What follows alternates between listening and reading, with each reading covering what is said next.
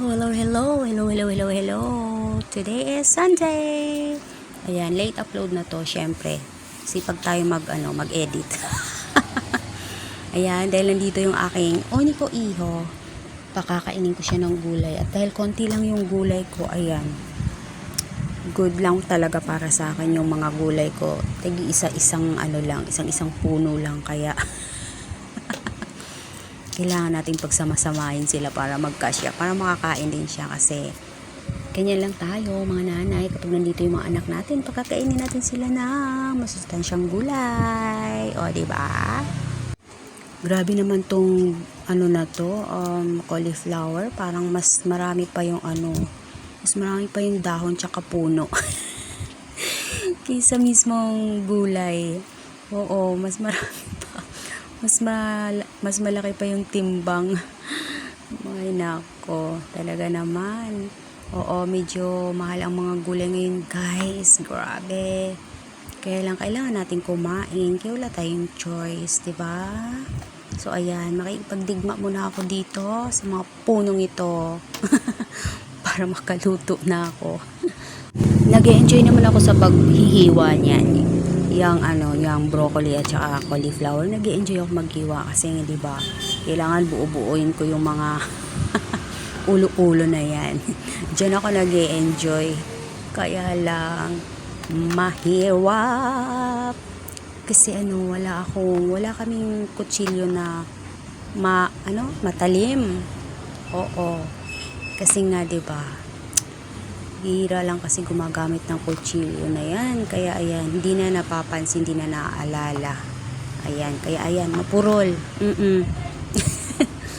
Kung hindi ko pa talaga kailangan magluto ng sarili kong pagkain, ako, yung aming kusina na yan, yung aming kalan, laging lang yan, nauubos yung gas namin sa kakainit lang ng tubig. Kasi si boss may magkape. Saka yung anak ko, ganun din. Pag nandito na ako, natuto na rin magkape yan. Ako naman, init ng tubig para maligo. Kambing yarn. Oo, mahina na tayo sa malamig na tubig. At dahil mahirap lang tayo, wala tayong heater. Init-init lang din tayo ng tubig. Yeah! Oo, pero minsan naman nakakaligo naman tayo kahit walang mainit. Pero bihirang-bihira lang yun. Bihira lang kapag may sumpong tayo. Char. Minsan kasi parang sobrang mainit din ang panahon. Parang feel mo rin maligo ng malamig. Pero most of the time talaga nag-iinit ako ng tubig, guys. Nako, kambing na ako. Hindi ko na kayang masyadong malamig. Lalo ngayon sa umaga, no? Medyo malamig ang panahon ngayon.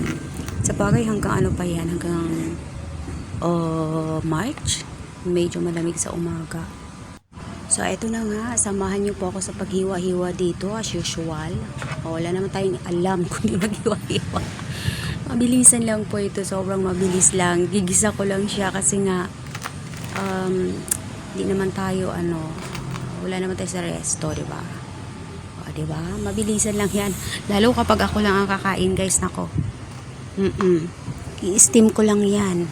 Tapos na. At saka konting asin. Yun na yun. Ito kasi kakakain yung anak ko, so kailangan lagyan ko siya ng medyo pasarapin natin ng konti, lagyan natin ng konting lasa. Ay nako, para naman makain niya. Yung mga bata kasi ngayon medyo maselan sila sa pagkain ng mga kabataan, diba? So ayan, kasi kulang yung ating broccoli. Isa lang din yan. Tsaka isang cauliflower. Kaya pinagsama ko na lang sila, guys. Hindi naman siguro sila mag-aaway. Hindi naman siguro sila magsuntukan. Diba?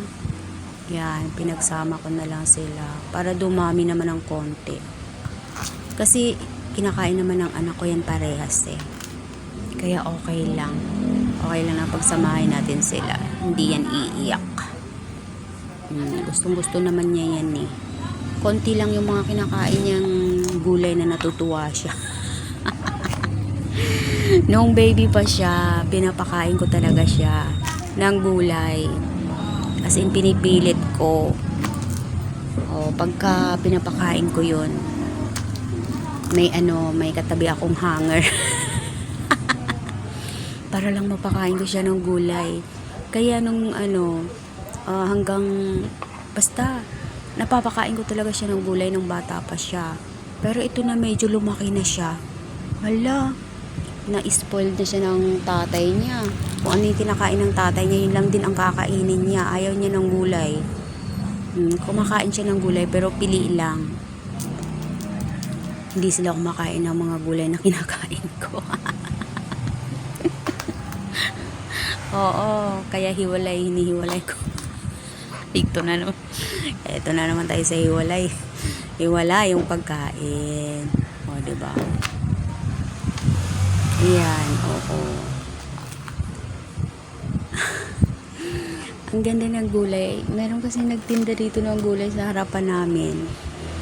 Sana tatagal ito dito para hindi tayo lalayo kung saan pabibili. Ano yan, galing Ilocos yung kanyang mga gulay, kaya sariwa pa.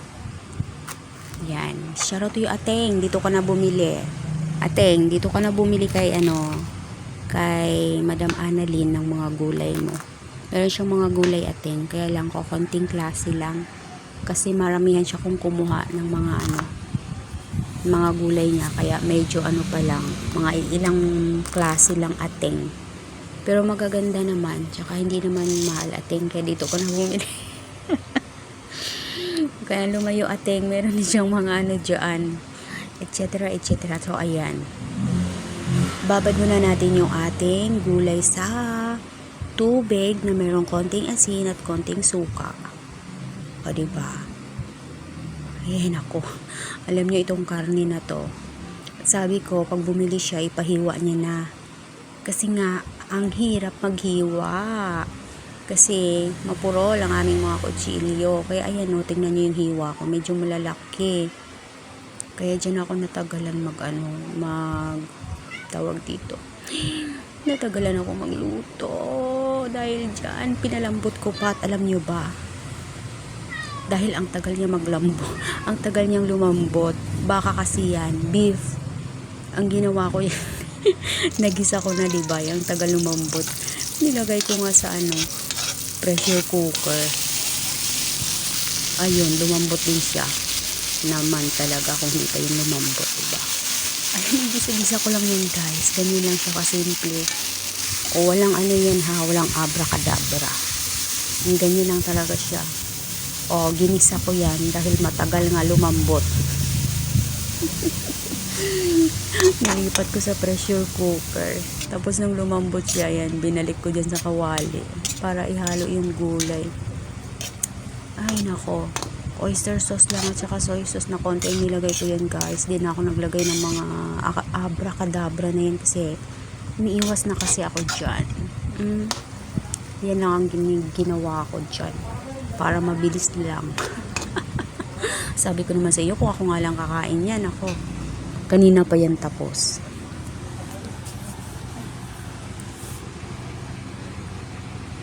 Ayan, inano na natin. Ini-strain ko na yung gulay natin para ready na. Oh, shout out sa inyo lahat dyan, Team Buang. Kain kayo ng gulay ha, para gumaling na rin kayo. Para gumaling na kayo mga buang, oy, kumain na kayo ng gulay. Parang awa nyo na, maawa ko yung sarili. Shoutout sa inyo dyan, Team Buang, kumain kayo ng gulay ha, parang awa nyo na. Para yan sa sa magandang kinabukasan nyo. Kumain ng gulay, pampahaba ng buhay, at uminom ng gamot para tumino. Ay nako, yung mga Team Buang ko, nakakatuwa sila. Ayan guys, mix lang natin dyan, tapos takpan lang natin saglit para maluto siya, and then okay na yan, ready to eat na. Alam niyo, sa totoo lang, mas marami pa yung sahog kaysa sa gulay nung naluto na. Nung naluto na, mas marami pa yung gulay kaysa dyan mas marami pa yung beef kaysa dyan sa koli tsaka broccoli. Kasi nga yan lang gustong kainin ng anak ko kaya dinamihan na ang sahog. Alright, so maraming salamat po sa pagtsatsaga niyong manood sa ating halo-halong gulay. Ayan.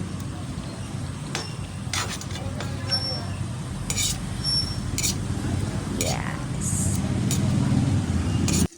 Alright, so ayan, halo-halo lang natin yan para kahit papano magkalasa naman yung ating gulay. Para ma-absorb niya yung konting sauce natin, guys. So, okay. So, ayan na. Ready to eat na tayo, guys. Let's eat. Thank you so much for watching.